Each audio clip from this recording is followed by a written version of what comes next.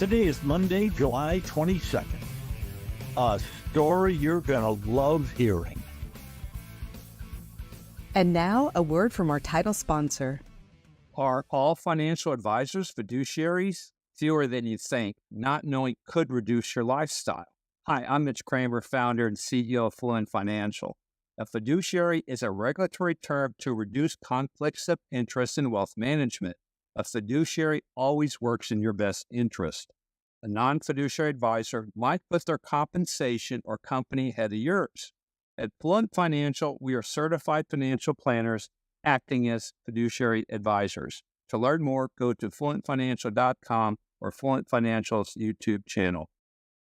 There's been a significant development in your laundry room. Laundry detergent sheets, not dryer sheets, but the same concept. Paper thin, remarkably efficient. Just toss one into your load of clothes and voila! Sparkling clean and smelling great. And as a plus, they're hypoallergenic for those with sensitive skin. No more plastic jugs of detergent. Jugs that just wind up in trash heaps. It's easy to get your laundry detergent sheets. Just go to the link in today's podcast episode. StarPower Smart Home Solutions, where cutting-edge technology meets effortless living. Control your entire home with just a tap on your smartphone. Adjust the lights, set the perfect temperature, and ensure your home is secure, all from the palm of your hand. StarPower has the experts that will transform your house into a secure, smart home. Experience the ultimate solution in comfort and security for your family. Get started at GetStarPower.com. StarPower, where innovation meets home. What were you doing when you were 18? Playing high school sports? Wondering who you should ask to the prom? Wondering who's going to ask you to the prom? Today, I'd like you to meet Sam Watson from Southlake, Texas. In the fall, he's going to be a freshman at the University of Utah. But first, Sam's got something else to do. He's headed for the Paris Olympics in speed climbing, and he goes there as the world record holder, having recorded the fastest time ever in the event at an International Federation of Speed Climbing event.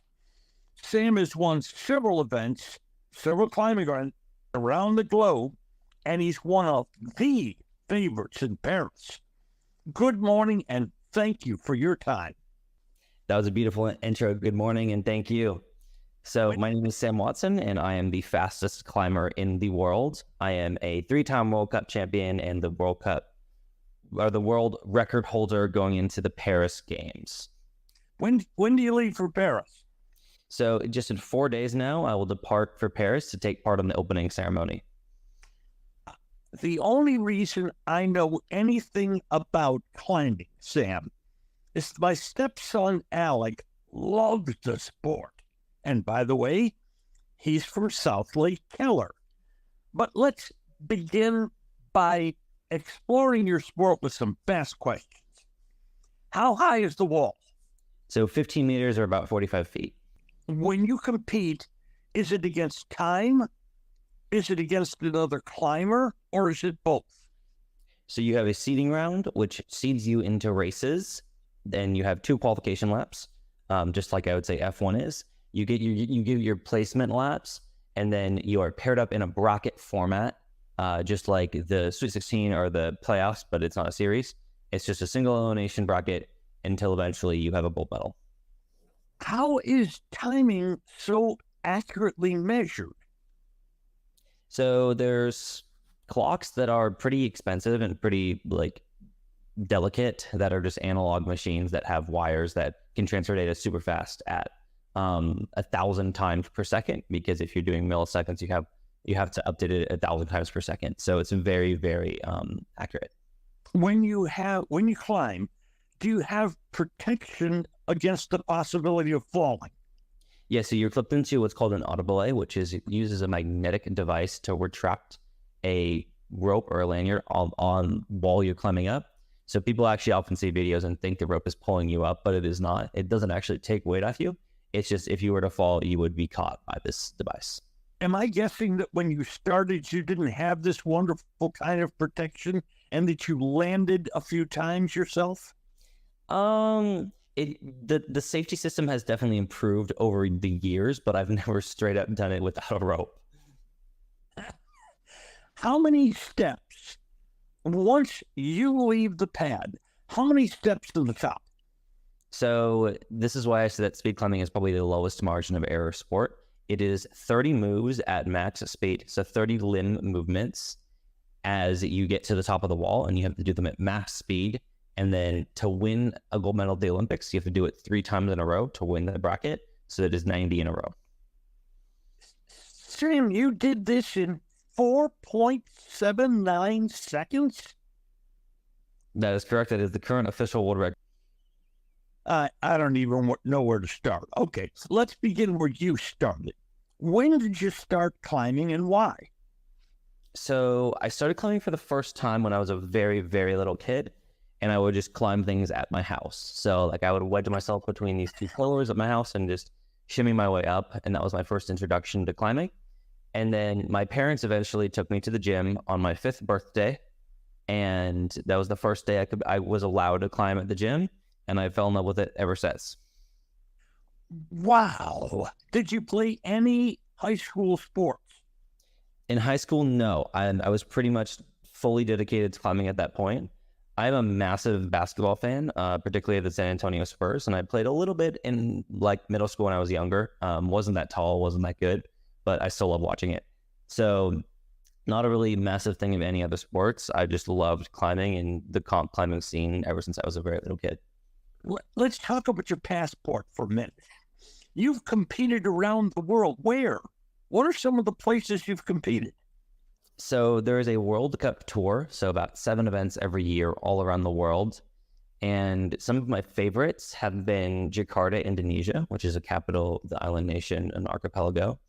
I've been around the world. I've been to France several times, love it there in the French Alps. I've been to Bern, the capital of Switzerland. It's a beautiful little alpine nation. Been to China several times, absolutely beautiful. There was a little swamp city called Wujiang. Very kind of out of the way near Shanghai. Incredible fan bases while there. Seoul, Korea is definitely up there too. My first senior World Cup, beautiful place. So there's too many to count at the point. When you meet a young lady and she asks you, what do you do? And you tell her you're an international speed climber, what's the general reaction? So it's sometimes in which I'll just tell people like kind of my profession, like they'll ask like what I do, because sometimes I'll bring up like, oh, you've been to so many places, like how do you afford it? And I'm like, okay, so I have like I'm a professional climber, and it usually gets quite the interesting reactions across the board. It's rarely negative, but it's very, very interesting the types of people that, because they'll always give me their relationship to climbing, and it's like, oh, that's cool. My son does that, and he's a big fan, and he knows. I've had a couple people straight up know like my sport or who I am, particularly here in Salt Lake City. It's a bit more popular, but it's slowly growing to the point in which I get the average person, like maybe half of my interactions, they might have some clue what climbing in the Olympics is, but we're getting there. Athletes who go to Paris generally have support teams. What kind of support team do you have? Yes, I absolutely love my entire support team. So I could give a shout out to all my coaches who... Wait a minute. All your coaches? Yeah, so I have about 3 coaches that really, really work hard with me. So one of them is a trained physical therapist that makes plans for me as a trainer, almost. So in the sense that doing things to keep my body well and writing those plans, and I just execute them. Then I have a full-on S&C coach, so someone in the gym that has me do workouts and has me do things about 4 or 5 times a week. And then I have a climbing coach who works with me on my technical climbing stuff. So it does really take a village. And then absolute shout out to my parents and my friends and family that do support me as well. So I definitely have a great support crew. In speed climbing, I'm going to assume if you're going to do this in under 5 seconds, one tiny mistake can ruin you. correct? Yes. Okay. You mentioned all the places you've been in the world. Where do the best speed climbers in the world come from? So climbing until the past couple of years has been or speed climbing specifically has been very dominated by Asians, specifically Indonesia and China, as well as great teams from Korea and Japan. It wasn't really a big thing for Europeans or North Americans to be a part of the sport. But I think in the past couple years, since it's been included in the Olympics, Team USA has really kind of put forth a little bit more effort into it. And we've now qualified 4 Olympians in speed climbing, which is the max quota. So, and I hold the world record. So that's quite a good thing, I believe. So it's slowly developing in the United States and in Europe, but definitely China and Indonesia are like the biggest powerhouses of the sport. You mentioned Indonesia. I understand you've been studying to speak Indonesia for some time now? Yes, I can speak Bahasa. Just so you could talk to other climbers? Yeah, I found Jakarta was just such a great experience, and being able to talk to people in their native language. Indonesia, so it has so many different languages in it because it's just such a diverse set of islands. But Bahasa Indonesia, the language commonly referred to as Indonesian, is just a lingua franca-esque language. So it's a language that's similar to some of the other languages that people learn to speak typically as a second language.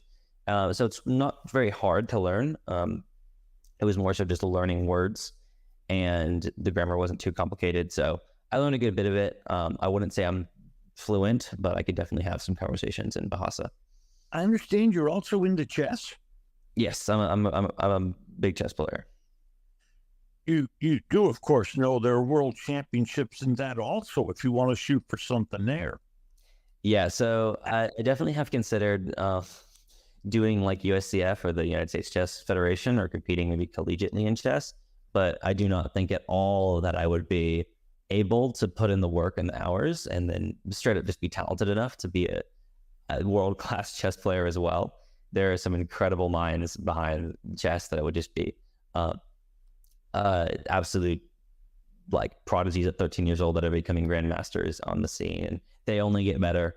And so I don't think I would want to fully commit to trying to be the best chess player I could. Maybe I would play in like a celebrity chess tournament if that's an option, or again compete collegiately, or maybe go for like the Utah State Championship. But I don't think I would be that good of a chess player. You now know who will be in the competitive field in Paris. Gauge your chances for the gold for us, if you would. So I would say that I am the best in the world by a good margin. I hold 7 out of the top 10 times in a run, 4 of the top 4. And I've won my last 2 World Cups. I'm 11-1 in the past 12 races I've ran. But I do respect the other athletes and the level that I know that they believe they can win as well. And I'm not going at it as it's an easy guaranteed gold medal when it's this low of margin of a sport. But obviously, I believe in the training I've done, and I believe in my ability to execute that. So hopefully that will manifest as a gold medal. And Sam, you're going to get to walk in the opening ceremonies, aren't you? Yes, on the Seine River. How cool. I'm going to assume there's going to be a picture or two taken. Yes. So there was an election process to be the flag bearer for the United States. I did apply. I doubt I will win it because there's a lot of very famous and tenured people applying for that position. But I think if I go to multiple Olympics and I become a tenured ambassador for the United States, and a figure that really creates a positive and unifying image for my country, that I could eventually do that one day. So I think I would love to just be a part of this Team USA delegation in that opening ceremony. I think this is so once in a lifetime experience. Sam, what a fascinating story. Go to Paris, bring back the gold. All right. Thank you so much. Thank you, Sam. That's Samuel Watson, world record holder in speed climbing. The rest of this week on Just Wondering with Norm Hitzges will be totally focusing on the Dallas Cowboys, who start their camp this week in Oxnard, California. Today's episode brought to you by Fluent Financial, Retire Sooner, Better Lifestyle, and by Star Power, Love Where You Live. Just Wondering is a production of DSP Media for FanStream Sports. You can find Norm's show along with other great programming at fanstreamsports.com. Thank you for listening to today's episode. If you enjoyed it, hit follow. And every weekday, a fresh new episode of Just Wondering will be delivered right to you. And if you enjoy this podcast, please share it with a friend. Finally, should you have questions or comments, please share them with us by going to X and our address at Norm's Clubhouse. That's Just Wondering with Norm Hitzges. And every day, I'll be just wondering about something. And I'm Mary Hitchkus.